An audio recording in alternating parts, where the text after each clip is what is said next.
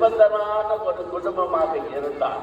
ஆனால் சாத்தான் சோதித்த பொழுது அவர் எல்லாவற்றையும் இழந்து போனார். அவரை துன்பமானது நெருக்கியது, வேதனை நெருக்கியது.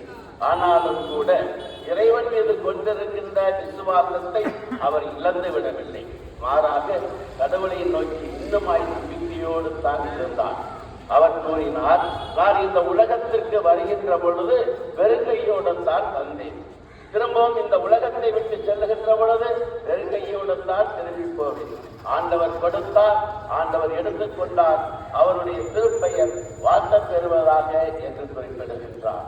அன்பானவர்களே, இந்த யோபானவர் தன்னுடைய நண்பர்கள் தம்மை குறித்து குறைவாக பேசிய பொழுது, குறிப்பிட்ட பொழுது அவர்களுக்கு எதிராக பேசவில்லை, மாறாக அவர்களுக்காக ஜெபிக்கின்றார். அப்படி அவர் தன் நண்பர்களுக்காக ஜெபித்த பொழுது